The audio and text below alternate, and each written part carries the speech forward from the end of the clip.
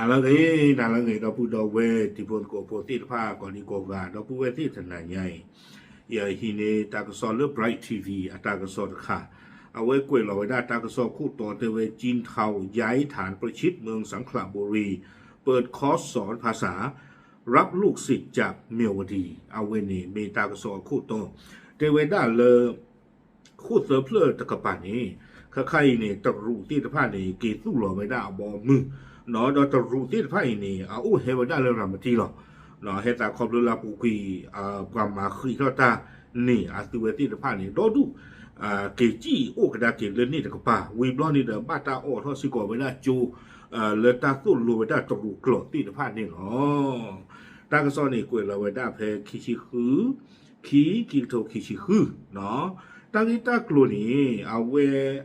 อาฮีเนี่ยเวด้าเลยเคไอซีตากระซอหรอเนาะเอาเวกวยเราเวด้าสุเมญญานี่เตเวด้าเลยกว่าที่ตะผ้านี่เกสู้เราเวด้าจูเนาะดีต่อเด็กปกติจันเลยเขาเลยกระตุ้นลูเวด้าตรูเลยอามุกลูเวกว่าตะกระชัวบาที่ตะผ้าอัตาพิตามาเลยก็ดูทอเลทออาวนี่หรอดอเตเวด้าตาสู้ทอจู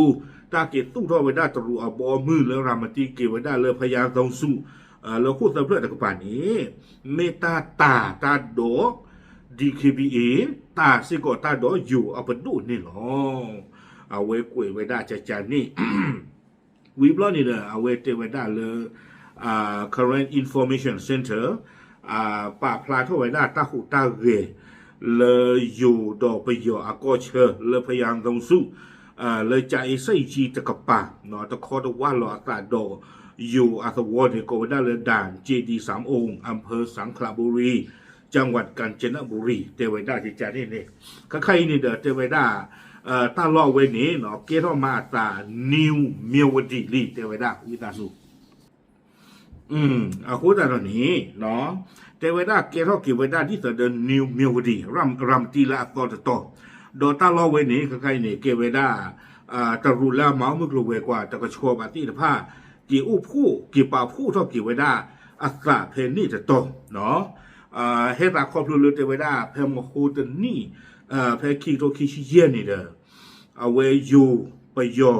โดตรูลูว่าหนึ่งล้อพ่อเวดาตาเลรามตีห้อกวัวเพนี่นานาคลิกลีอาคูนี่หรอดอสีเวดาเลยครอบครัวเลยอยู่ไปยอตรูตัวพ่อหล่อชิวคนนี่เด้อกว่าที่ผ้านี่ มาหล่อชิกาไปได้ตาหล่อตากเลยแต่ไม่ตีกันเลยบ้าเนาะแต่ไม่ลั่นเลยบ้าเขาแค่เนี่ยโอ้ดิเนาะเลยรามจีว่าคอเลยนี่ป่านโอ้ดอดูดิภาษานาเกลอตันนอเนาะตันนอนี่เด้อเกสุกิเวดาอัลลอฮ์เลยเลยเอาเวดาพยายามต่อสู้เลยกันยอก้อนเลยนี่จะกระปานนี่หรอวิบล้อนี้ เจเวดาเลยตาชอตะเลอัตระเลยไปที่เลเบเมคลีซีกวนเราว่าความเปลี่ยนแปลงที่เห็นได้ชัดที่สุดคือการเติบโตอย่างก้าวกระโดดของโรงเรียนสอนภาษาจีนตาชอนทะเลเลยไปที่เลยใครตะปัวกระเตอร์นี่เนาะเลยไปที่บ้านเลยไปเมงนี่ไม่ไว้ได้ตวิตาสุจูเลยบ้านตาสู้ลงไปได้ตรูกรดที่แต่ผ้าใครนี้แต่เวจูที่บ้านเนี่ยพวกเปิดท่อกระยับปะเนาะเลยพยายามเราสู่อัตราโลนี้วิบล้อนี่เทวดาโดยผู้ประกอบการเอกชนได้เช่าอาคารพาณิชย์ตึกแถวไปจนถึงบ้านพักอาศัยของชาวบ้านมาดัดแปลงเป็นห้องเรียนเพื่อปั้นแรงงานหนุ่มสาวเข้าสู่วงจรจีนเทาเทวดาเลยปวานเลยปกติจะเราเรียนลูกดูจีนที่ผ่านนี่ตัวเวก็ร้อนหนึ่งรองาเวดาตาโลตากเลเลลอกวัวเพนนี่เดียไม่ฮิตเตอร์ควอเตอร์ว่าเดือดที่ผ้ามีรีเนาะตัวงาไว้ได้วิบล้อนี้ดือเกเท่าไว้ได้เลจูเนาะสู้รูไว้ได้ตรูกรดที่ผ้าดีตัวดอกว่าสู้ซาตาโบและอามาโลตรูกรดที่ผ้านี้เกินหนึ่งล้อบาทเวเลตรูอามุกลูเวกว่าที่ผ้าปูเนาะเจไว้ได้ตาสู้รูไว้ได้ตรูกรดนี่เด้ออู้ไว้ได้မျိုးเนาะอาปตอตุเลกันนาซีเตซีกวยซีผาซีอาปตอเนาะดอเตไวดา ตามมาโลอันเลือกเวนี่อุเวด้าปตอตุเลเจพยอนี่ตะกะกวยจะเนาะอุสิกอเวด้านี่เนาะคอมยาตะคอสเนี่ยหมอตะคอสนี่มาโลอัปเวนี่อุเวด้าตุเลตะกะกวยเลเจพยออุสิกอเวด้านี่เนาะอาคูดาดอนี่ว่าลอกวัวแล้วอุดฮิตเตอร์โคเตอร์เพนนี่ที่ว่าเนี่ยว่าเอเวราเนาะว่าหนึ่งเราว่างาตาว่าดูเกเข้าไปได้เลยจูที่ละผ้าแล้วก็สู้รู้ตกกลัวโว้เจไว้ได้ดีนี่ วีรนี้เหตุผลที่คนในพื้นที่ยอมทุ่มเงินเรียนภาษาจีนเป็นเพราะผลตอบแทนที่สูงลิ่วจนปฏิเสธไม่ได้เจไว้ได้ลอกวัวเพนนี่ที่ละผ้านี้ซูเวบ้าสามารู้ตกกลัวแต่ไม่ทันว่ามีบาเจไว้ได้ถึงไม่เล่นเตะตกกลัวบ้าบลอนี่เด้อถ้าบูตาเล่นตัวนี้บ้านเนี่ยว่าปุยกะลีรีมาเนาะโดยเฉพาะเมื่อกลุ่มจีนเทาขยายกิจการสแกมเมอร์บ่อนพนันออนไลน์ร้านอาหารและสถานบันเทิงเข้ามาในพื้นที่ทำให้ต้องการล่ำและพนักงานที่สื่อสารภาษาจีนได้จำนวนมากบ้านนึงคนละเละแต่เวลาตุไม่เลยตรัวมึกลูเวกว่าลาเมสแกมเมอร์ที่ผ้ามีหรีลาเมออนไลน์ตาลูกเวตาตักลูกตาจีมีหรีตาโออาเซดอตามุตาเปียวลอที่ผ้าตุไม่เลยตาพี่ตามาดินนี่ที่ป้าเห็นหนึ่งล้อเลื่อนล้อกับวัวเพนนี่ตบล้อนี้ตาเลบ้าตาลูกบ้าปวดเทท่อขี้นี่ดีอามีไว้ได้ว่ากระตูโกรธทีด้าเนาะอยู่กับไว้ได้เลยล่ามผู้แปลภาษาที่ผ้านี้เนาะกว่าแล้วกระตูตรูโกรธบ้านนี้กระตูนี้บ้าตาบุตาเลกีมาเนาะเจไว้ได้ระดับล่ามมือโปรรายได้ทะลุ 30,000 ต่อเดือนเนาะกว่าแล้วกระตูตรูโกรธบ้ามุมนอนนี้บ้าตั้งงานไว้ได้ตลาดนี้เสือกละเลยจียูเนาะตะการดีบ้าเจไว้ได้พนักงานบริการที่รู้ภาษาจีนเนาะกว่าแล้วสิ่งยาตรูกลมมุมนอนอุลตรูข้อที่ที่ผ้าเนี่ยกันตัวนี้บ้าตาบูตาเลตันนีเลจีอยู่นี้เยี่ยมเมื่อตุลุตะกลาญาว่าละกาโคตาดอนี่ดาตาบูตาเลที่ผ้าเนี่ยปุยกลีริมาเนาะเรนนี่เลยอยู่ก็ตบลิสา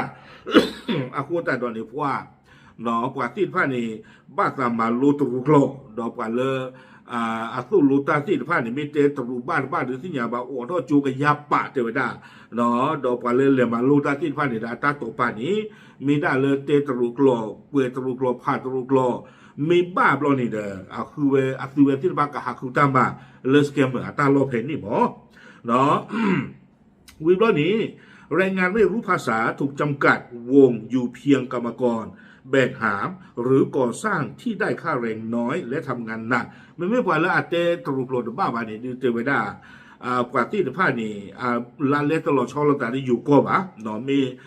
ตามมาละคือเนาะมีตามมาเลยตาคู่ท่อบัวท่อปตอนนี่หรอ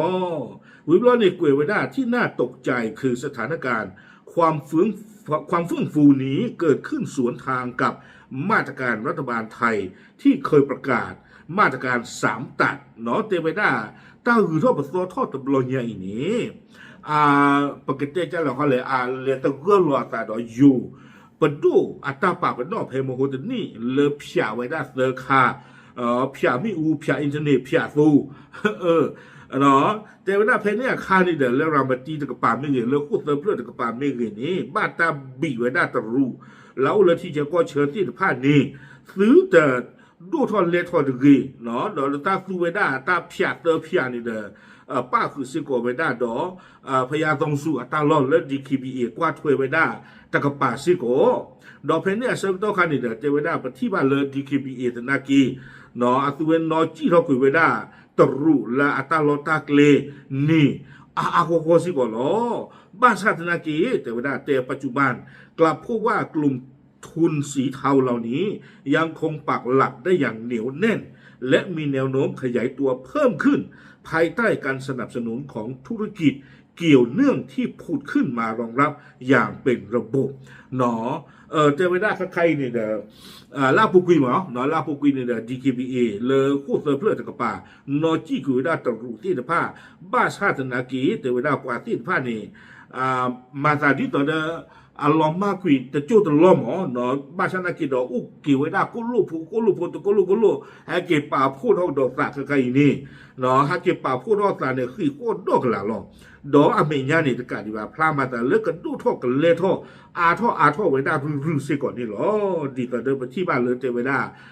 จูโก้หรือสู้รถตลุกโกรธที่ฟ้านี้เปิดท่อไว้ได้ดอดูดอเธอหรอถึงไม่เลตาที่ฟ้าปวดเธอท่อคีบนี่เด้อตะรู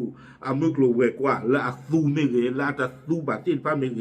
ก็ปวดเธอท่อคีสิก็le logo wa pheni ni lo awe mi ta do yu pa du ta si ko ta do DKBA pwa la i thwe kwa thwe logo wa pheni ni lo ta ka so ni kwe wa da tu pheni ni lo de tan khai ma chan le no de lu te le ni de ko pa ba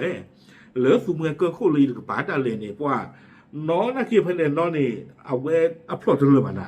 u di wo mu go pa loลาจีพามือจีลาป้อรอลาเปอรอดีใครพามือเนี่ยดอดูดอเธอเนาะตาลทักเลยที่มันน่ะจีเซลไปอย่างนั้นก็เนาะแต่ดิจิเนี่ยละจะกว่าคนเนี่ยละเวกอาทอดีคอยบ้านนึกคนแต่ละตาลทักเลยสิ่งผ้านี่ปกติที่มาเลยเ